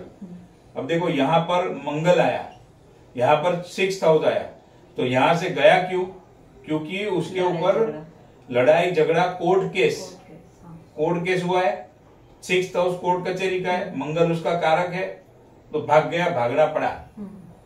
यहां पर भी 6th हाउस है ना, देखो स्क्रिप्ट में भी ऐसे हमें इंडिकेशन मिल जाता है इस तरीके से, तो समझ में आया 12th हाउस का। चलो तो अभी आपकी कुंडली से देखते हैं कि आपको कहां पर इन्वेस्टमेंट करना चाहिए। Again 12th cuspal sublord investment के लिए देखेंगे। आपके कुंडली में 12th कस्पल सबलॉर्ड कौन है, राहु टेनेंटेड नहीं है, सॉरी राहु टेनेंटेड है, अनटेनेंटेड नहीं है। राहु के नंबर 2, 12, 6, 11। राहु का नक्षत्र लॉर्ड स्टार लॉर्ड मंगल का नंबर 3, 2, 1, 4, 11 मेन नंबर। कंजंक्शन में वीनस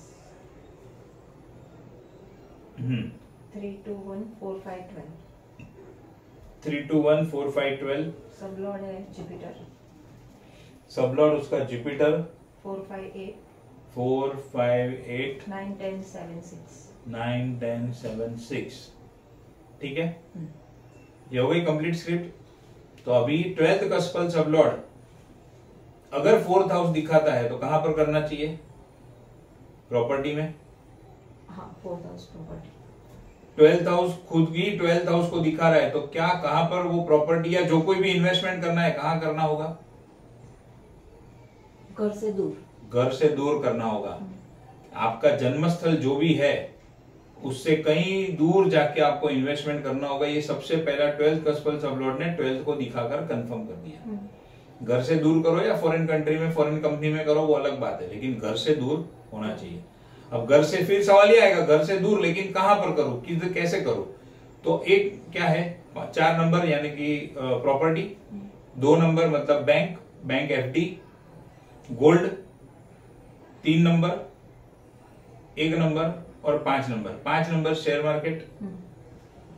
अभी देखते हैं इसमें हमने 3 नंबर और उसमें क्या देखा था।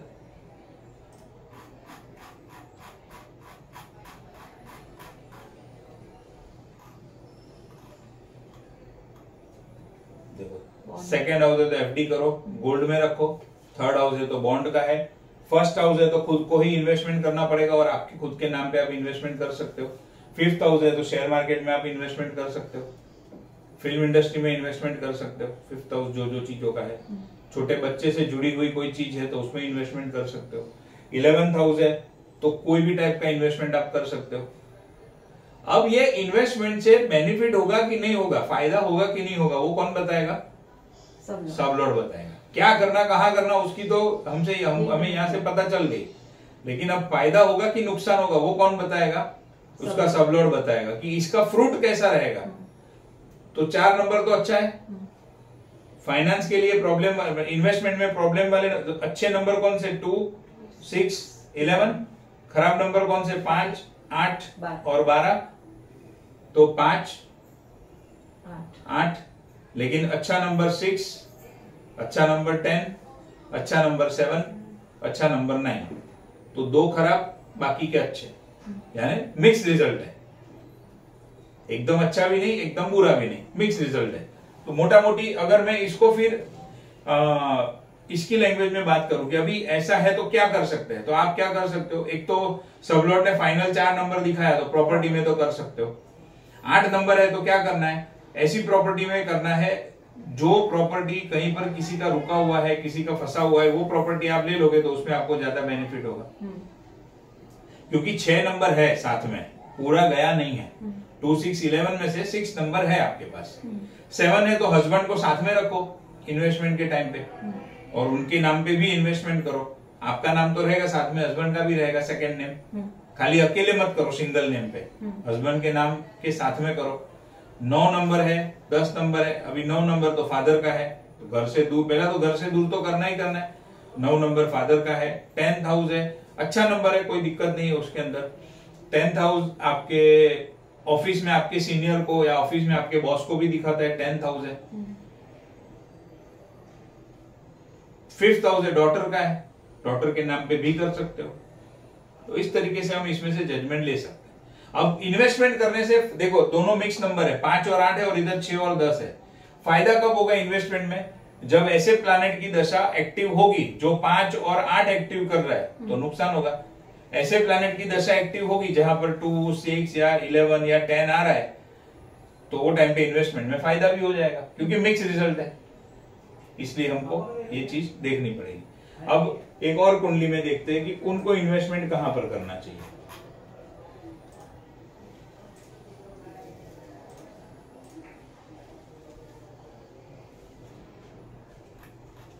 देखो, ये कुंडली के अंदर जो 12th कस्पल सबलॉर्ड है, कौन है?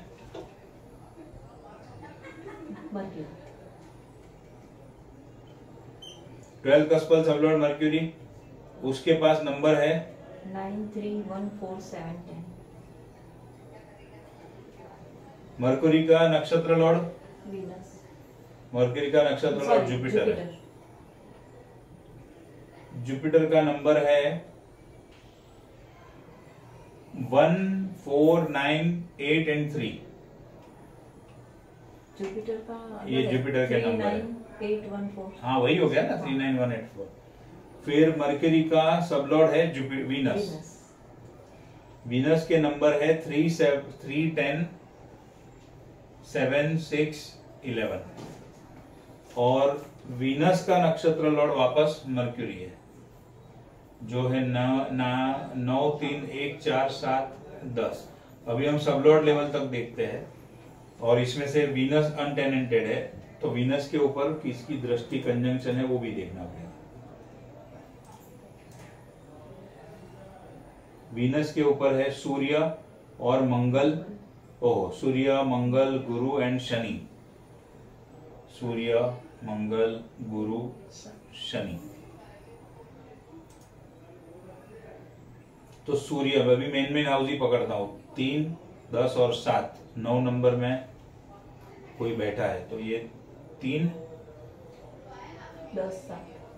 10, 7। मंगल के पास है 3 नंबर तो आ गया, 7 और 10, 5 और 12।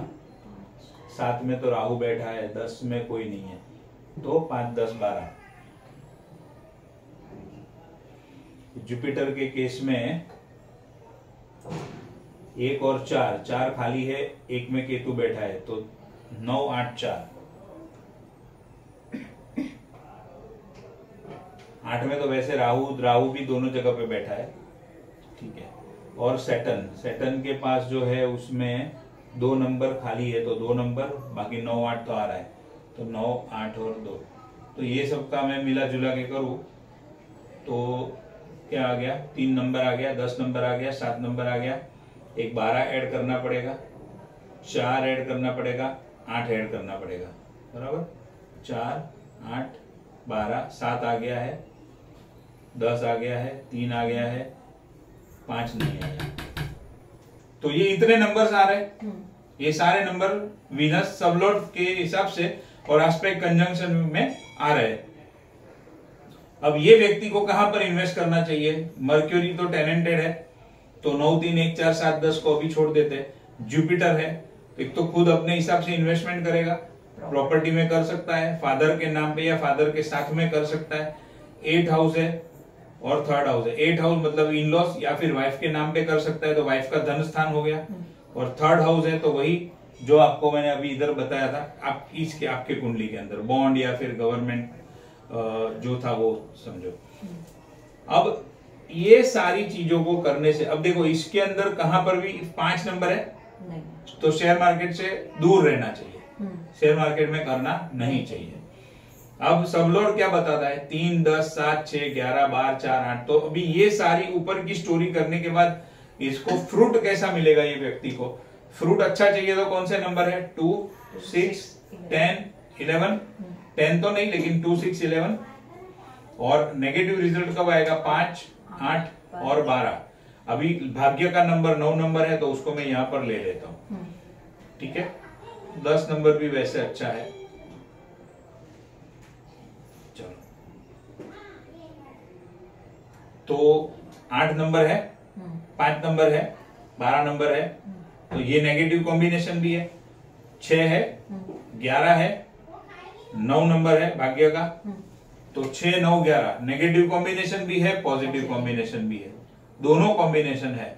तो जैसा ये कुंडली में मैंने आपको समझाया था, आपकी कुंडली में उसी तरीके से यहां पर भी होगा कि जब अच्छे प्लैनेट का समय आएगा तो इन्वेस्टमेंट से बेनिफिट हो जाएगा, और वहीं पर जब 5, 8, 12 से कनेक्टेड टाइम आएगा तो वही इन्वेस्टमेंट से लॉस होगा। मिक्स रिजल्ट है। अगर ये खाली सिंपल 2, 6, 11 ही दिखाता तो फिर पीछे मुड़ के देखने की जरूरत नहीं है, जो भी करेगा वो अच्छे से उसका काम हो जाएगा। और उसी तरीके से अगर आप ये इसको एक लेवल नक्षत्र के ऊपर अगर हम गिने एक स्टेप आगे, तो ये इतने सारे नंबर से फिर नक्षत्र ने क्या किया और कम कर दिया, तो इधर 9, 3, 1, 4, 7, 10 आ गया। अब ये नक्षत्र के ऊपर है तो मरकरी के साथ में किसका कंजंक्शन एस्पेक्ट है वो देख लेना पड़ेगा। मरकरी में कोई नहीं है, तो ये सारे इतने नंबर में से अल्टीमेटली क्या बचा? 2, 6, 11 में से कुछ बचा? कुछ नहीं बचा। 5, 8, 12 में से कुछ बचा? नहीं बचा। न खराब न अच्छा, न्यूट्रल है। पॉजिटिव एक भाग्य का नंबर है, खुद का नंबर है, अपने बलबूते पे करो। प्रॉपर्टी तो देखो वापस फिर भी प्रॉपर्टी आई, वापस वाइफ का नाम भी आया। और 10 नंबर है तो बिजनेस में भी इन्वेस्टमेंट कर सकता है। जितना बिजनेस में इन्वेस्टमेंट करेगा उतना उसके लिए बेनिफिट होगा। 10 नंबर यहां पर भी आ रहा था। तो इस तरीके से हम पूरा जजमेंट लगा सकते हैं। कुल मिला के शेयर मार्केट तो कहीं पर भी नहीं है। आजकल बहुत लोग शेयर मार्केट करते हैं, शेयर मार्केट बिल्कुल नहीं है। तो ऐसे व्यक्ति जब दूर रहेंगे शेयर मार्केट से तो उनके लिए अच्छा है। अच्छा, आपने बोला कि ये एक मिनट और ये नक्षत्र पे क्या है? जुपिटर है। जुपिटर गोल्ड का कारक है। तो गोल्ड में भी कर सकता है। आया समझ में? अभी कैसे करेंगे? गोल्ड में करेगा। 8 नंबर वाइफ का धन स्थान है, तो गोल्ड लो, लेकिन किसके नाम पे लो? वाइफ के नाम पे। ऐसे हम उसको एनालिसिस कर सकते हैं। अभी बताइए। आपने यहाँ मर्क्यूरी का एस्पेक्ट और कंजंक्शन देखा, बट मर्क्यूरी तो टेनेंटेड है, तो उसका एस्पेक्ट कंजंक्शन देखना जरूरी है। वो आप भूल गए। ये कौन सा लेवल है? नक्षत्र लेवल है। ये भी नक्षत्र लेवल है। ये सब लॉर्ड हुआ ना? ये सब लॉर्ड हुआ। ये सब लॉर्ड का नक्षत्र लॉर्ड। याद करो स्टार्टिंग वाला लेक्चर। वो मालूम है। ये प्लैनेट हो गया। एक मिनट समझा देता हूँ। ये प्लैनेट, ये उसका नक्षत्र। प्लैनेट टेनेंटेड है कि अनटेनेंटेड है वो देखना पड़ेगा। अगर टेनेंटेड है तो छोड़ दो, अनटेनेंटेड है तो उसके ऊपर किसकी दृष्टि, किसका कंजंक्शन वो लेना पड़ेगा। नक्षत्र में तो लेना ही लेना है एस्पेक्ट कंजंक्शन, क्योंकि नक्षत्र तो रिजल्ट देता ही देता है। तो एस्पेक्ट कंजंक्शन कंपलसरी लेना है। फिर वापस आया सबलॉर्ड, लेकिन सबलॉर्ड भी क्या है? एक प्लैनेट है। तो सेम जो रूल यहां पर है वही रूल यहां पर है, ये लेवल पे। अगर ये टेनेंटेड है तो एस्पेक्ट कंजंक्शन ले लो, सॉरी अनटेनेंटेड है तो एस्पेक्ट कंजंक्शन ले लो, टेनेंटेड है तो उसको छोड़ दो। वापस नक्षत्र, तो जो रूल यहां पर है वो रूल यहां पर है। इसमें मैंने जुपिटर के साथ में नहीं देखा था, अभी जुपिटर का देख लेता हूं एस्पेक्ट कंजंक्शन।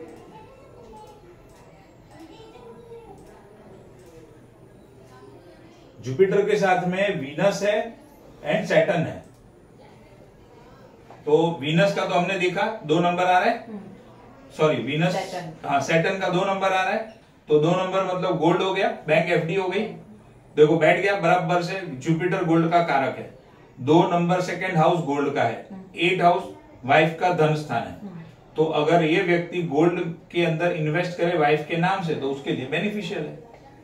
अब वीनस के नंबर, ओरिजिनल वीनस के नंबर कौन से है? 6 और 11, 6 और 11 दोनों खाली है, तो उनको लेना पड़ेगा 10 और 7। 7 में राहु बैठा है, 10 खाली है, 10, 6 और 11। अगेन क्या है, बिजनेस में इन्वेस्ट करना चाहिए। 10 नंबर है, वही 10 नंबर भी है, वही 10 नंबर इधर भी है। देखो कितनी बार रिपीट हो रहा है। तो ये व्यक्ति अपने बिजनेस में जितना इन्वेस्ट करेगा, अब ये व्यक्ति का बिजनेस जो है वो कंसल्टेशन का बिजनेस है, तो कंसल्टेशन में क्या है, जितना ज्यादा खुद के ऊपर इन्वेस्ट करेगा, नॉलेज लेगा, ट्रेनिंग लेगा, जरूरत पड़ेगी तो ऑनलाइन जाएगा, जो भी करना पड़ेगा बिजनेस को डेवलप करने के लिए वो करेगा, तो उसको आज नहीं तो कल बेनिफिट होगा। 10 10 10 10 सब जगह पे आ रहा है। और 11th हाउस है, यहां पर भी 11th हाउस है, तो इन्वेस्टमेंट वो कर सकता है। 11 है, लेकिन ये इधर कॉम्बिनेशन है, मतलब ये जो मैंने आपको ऑलरेडी बताया, अच्छा कॉम्बिनेशन भी है, नेगेटिव है, दोनों नंबर है।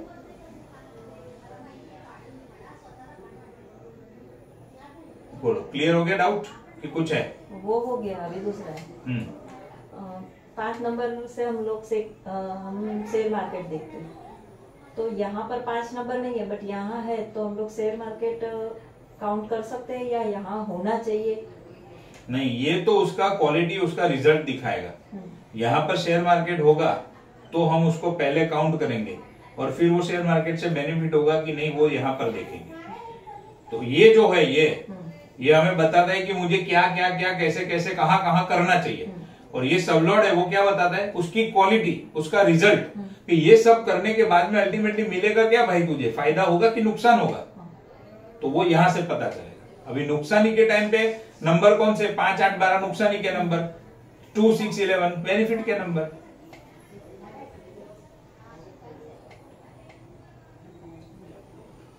बोलो, क्लियर होगा डाउट? हमने एक एग्जाम्पल देखा इन्वेस्टमेंट का, एक एग्जाम्पल देखा फॉरेन कंट्री का, अभी एक एग्जाम्पल देखते हैं लोन से रिलेटेड। ये लोन की ये कुंडली भी मेरे पास आई थी।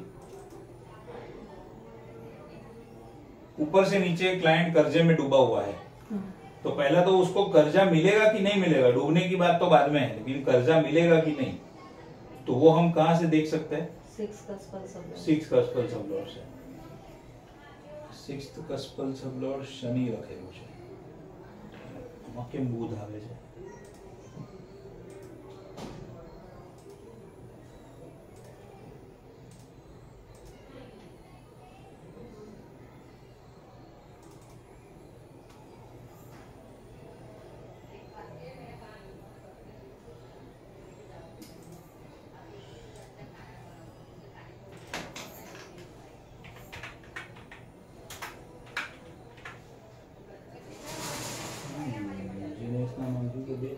જીનેશ 1 જીનેશ સંગ્રાજ का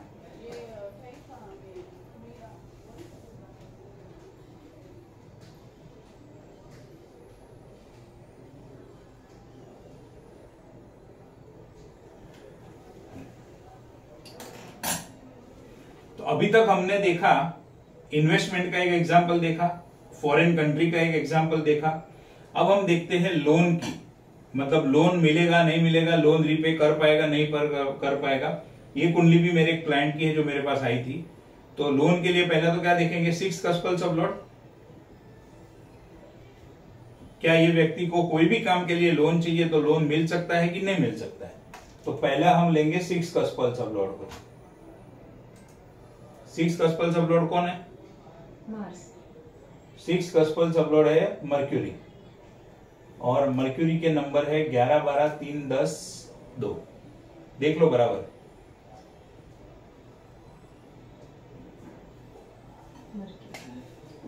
बराबर है। हाँ। मर्क्यूरी का स्टार लॉर्ड है वीनस। वीनस है 12, 11, 2, 3, 10 और सबलॉर्ड है सैटर्न। सैटर्न है 6, 10, 5, 8, 7। सैटर्न है अनटेनेंटेड। तो अभी हमें एस्पेक्ट कंजंक्शन शुक्र का भी देखना पड़ेगा, शनि का भी देखना पड़ेगा। शुक्र तो नक्षत्र पे है तो उसका तो देखना ही देखना है कंपलसरी, और ये अनटेनेंटेड है तो इसका भी देखेंगे। और सैटर्न का नक्षत्र लॉर्ड है जुपिटर। जुपिटर का है 6, 5, 8। ये तो नक्षत्र पे आया, नक्षत्र लेवल के ऊपर कभी नहीं देखते टेनेंटेड अनटेनेंटेड। आगे का सब भूल रहे हो। नक्षत्र लेवल के ऊपर टेनेंटेड अनटेनेंटेड नहीं देखा जाता है। नक्षत्र लेवल के ऊपर तो एस्पेक्ट कंजंक्शन को लेना ही लेना है, कंसीडर करना ही करना है। टेनेंटेड एंड अनटेनेंटेड एक तो ये प्लैनेट लेवल के ऊपर देखेंगे या फिर सबलॉर्ड लेवल के ऊपर देखेंगे। अगर प्लैनेट या फिर सबलॉर्ड अनटेनेंटेड होगा तो उसके ऊपर एस्पेक्ट कंजंक्शन सब कुछ काउंट होगा। अगर वो टेनेंटेड होगा तो एस्पेक्ट कंजंक्शन काउंट नहीं होगा। अभी शुक्र का देखना पड़ेगा, शनि का देखना पड़ेगा, गुरु का देखना पड़ेगा।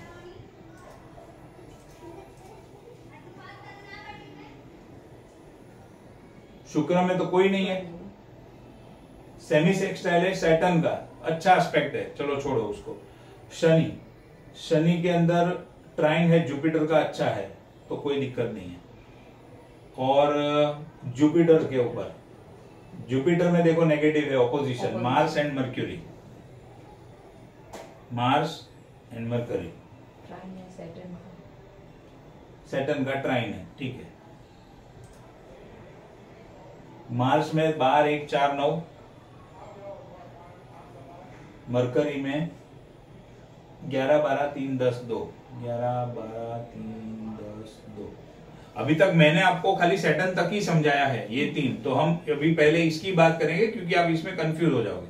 अगर इसका मैं देखूं तो अगर 6th कस्पल सबलॉर्ड 2, 6, 11 दिखाएगा तो लोन मिल सकता है, तो दिखा रहा है 2nd, 10, 11 लोन मिल सकता है, सिंपल सी बात है।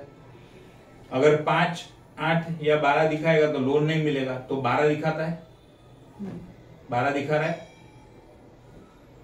तो पॉजिटिव नंबर 2, 10, 11 ये पॉजिटिव नंबर है, लेकिन साथ में 12 नंबर भी है तो लोन मिलने में कभी कभी दिक्कत भी हो सकती है। एकदम खराब दिक्कत नहीं होगी क्योंकि 5 और 8 नहीं है, 12 नंबर है डेफिनेटली। अब ये 12 नंबर है तो इसको अगर पॉजिटिवली एक्ट करवाना है तो क्या कर सकते हैं, उनको कह सकते हैं कि भाई आप फॉरेन बैंक से लोन उठाओ, ऐसी बैंक से लो जो फॉरेन बैंक हो, उसमें से लोन ले लो तो आसान हो जाएगा। 12th हाउस आपको जो नेगेटिव तकलीफ दे रहा है वो पॉजिटिव हो जाएगा। तो ये बात हो गई कि हाँ भाई चलो लोन मिल सकता है। अब वो लोन लेने के बाद लोन को चुका पाएगा नहीं चुका पाएगा, वो कैसा रहेगा उसका कंडीशन, लोन लेने का कुछ फायदा होगा भी नहीं होगा, तो वो कौन बताएगा, सबलॉर्ड। सबलॉर्ड है सैटर्न, और सैटर्न के ऊपर हमने देखा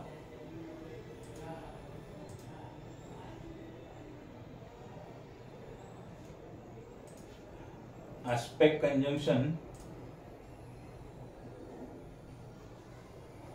जुपिटर में ट्राइन है, 6, 5, 8 ही है जुपिटर का, तो सेम है, यहां पर आ गया। तो अब शनि क्या बताता है कि भाई लोन तो मिल जाएगा, प्रॉब्लम नहीं है लोन मिलने में क्योंकि सबलॉर्ड लेवल पे 6 आया है, तो लोन तो मिलेगा, लेकिन क्या होगा, प्रॉब्लम होगा, तकलीफ होगा, दिक्कत होगी चुकाने में, रिपे करने में, या लोन मिलेगा भी नहीं उतना आसानी से। चुकाने के लिए तो हम 12th कस्पल सबलॉर्ड देखेंगे कि लोन में चुका पाऊंगा या नहीं चुका पाऊंगा, लेकिन मिलेगा तो क्या, लोन मिल तो जाएगा। अगर यहाँ पर 6 नंबर नहीं होता तो लोन मिलता ही नहीं उसको। 6 नंबर है तो मिल तो जाएगा, लेकिन बहुत तकलीफ, प्रॉब्लम, हर्डल के साथ में मिलेगा, चाहिए उतना नहीं मिलेगा, ये चीज होगी अगर लोन उठाया तो। अच्छा 7 है तो वाइफ को साथ में रखना पड़ेगा तो ही मिलेगा, या तो वाइफ के नाम पे ले सकता है, बाकी नहीं मिलेगा लोन।